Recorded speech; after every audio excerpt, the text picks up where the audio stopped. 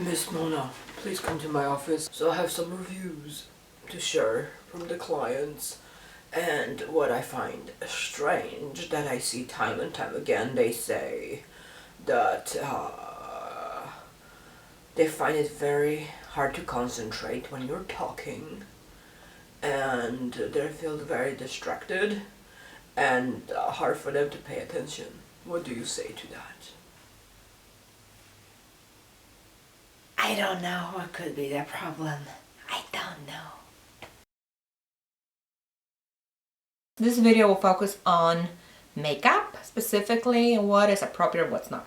Number one, draw attention to your work, not your makeup.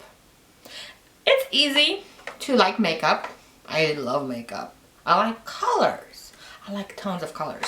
Now this is the Vice 4 by Urban Decay.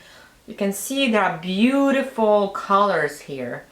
Now, are they work appropriate? Unless you are making a lot of money, you can do whatever you want.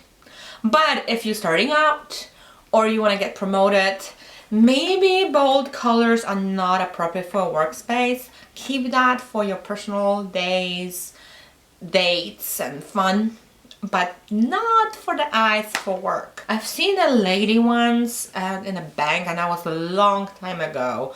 She literally had like the brightest makeup on her eyes, and a really bright lipstick, and then very bright blush, and I couldn't concentrate on her. She was a teller. I was like, she was talking to me, and I'm like this. Yeah. So don't draw attention to your makeup. Draw attention to your work.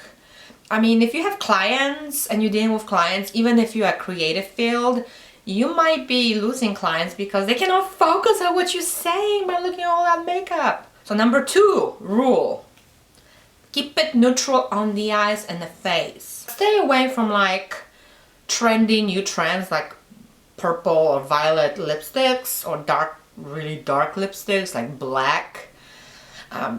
Unless you work for Sephora or MAC. You notice I have some lipstick, yes. Yes, I do. But that's okay if you have a little bit of nice lipstick on, okay? Just make sure it stays on your lips, not on your teeth. Let's go to those palettes. Different categories of palettes, different prices, and I believe been testing them for a long time. Some of them I had several years, and I just love them, and I think they're very neutral and work appropriate. Let's look at the Morphe. This is Morphe 35N palette, and it's a really good price.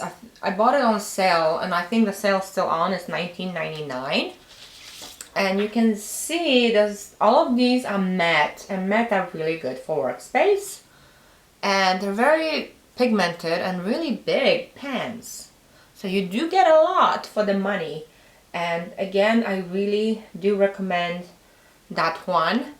Now there's some shades here that are really darker, so you can go from daytime to nighttime.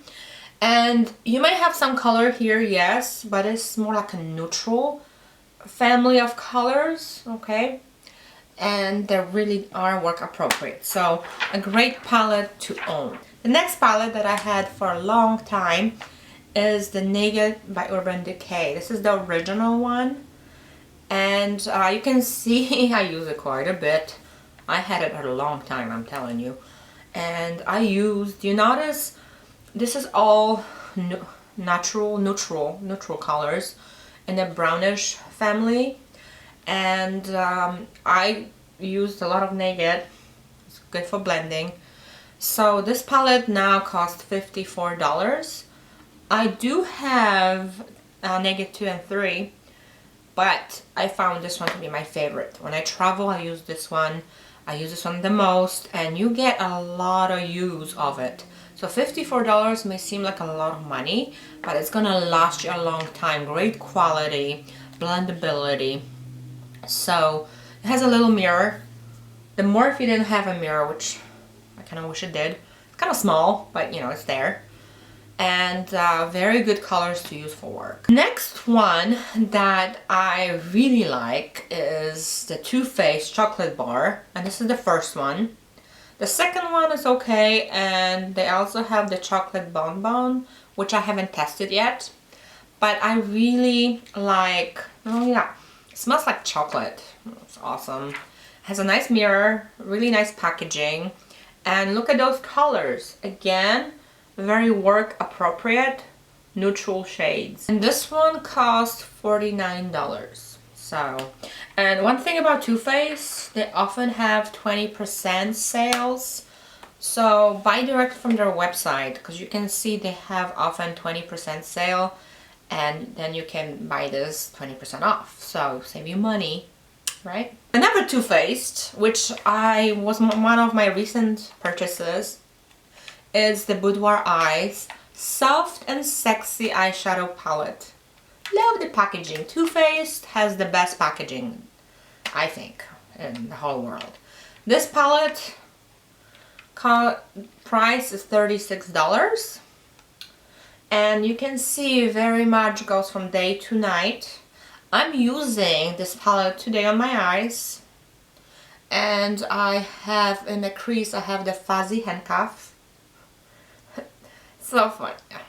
I like the names.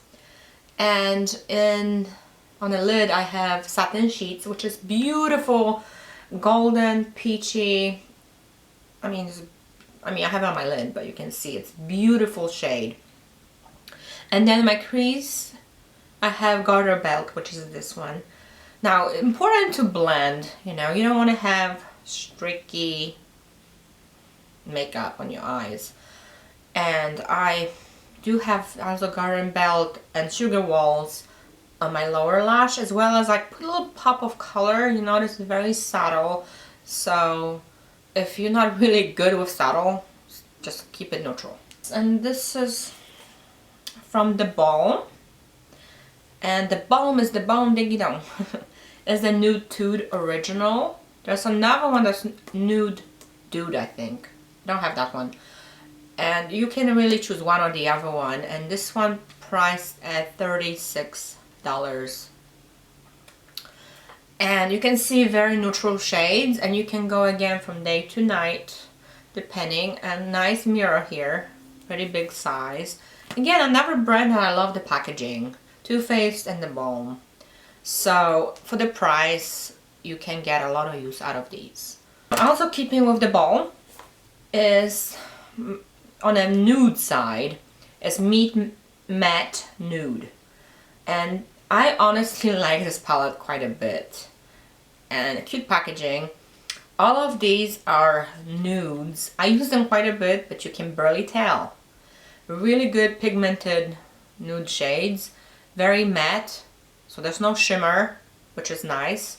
And you know, technically when it comes to makeup and age appropriate things, which I'm going to mention in a minute, so very good shades, work appropriate to use. And with keeping up with a smaller version of Meet Matte is another one. They has a little bit of colors, they're all matte, but then the way they've designed these looks to me like neutral color, if that makes sense. And I do bring this one with me on the go. Maybe have it on in your purse when you need a touch up. It does have a mirror, which is a nice size for this palette, and a little brush. I don't think I ever used it, but if you need to touch up the makeup, you know, why not? I don't remember how much these cost, honestly. I got them on sale and I gotta look it up, so I will put that price in a little box there. The last one I want to mention is by Makeup Revolution, and this is the Redemption Eyeshadow Palette Iconic 3. Now, they have 2 and 1, and they actually are dupes for Naked palettes. Really are. I mean, I tested them. The one I recommend for the fair ladies is the 3, which is a dupe for Naked 3. Okay, for Urban Decay. And this costs $10, I believe. I think $10. So, and really nice palette. And it's interesting, I've probably been using this one more than I used the Urban Decay Naked 3. Okay, so number 3 rule, guideline, is wear age appropriate eyeshadows, and makeup really, okay? Age appropriate, what it means. When you get older, you get fine lines, the eyes may get a little bit droopy, and just have like lines around. So shimmer is not something you want to really do. See, that's shimmer. Because it will accentuate those lines. And I mean shimmer especially on your eyes and such. Keep it matte and blend. So the next rule, 4, blend your face.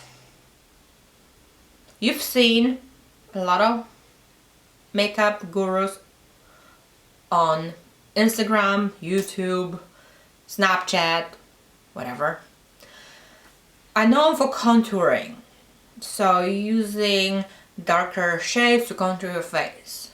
Now, if you want to contour and you think you know what you're doing, great. Make sure you blend that thing. You don't want to have lines. And I've seen that trend. I've seen a lot of YouTube gurus having like the lines and all. Remember, they accentuate things. That is not appropriate for work. You want to make sure everything is nicely blended.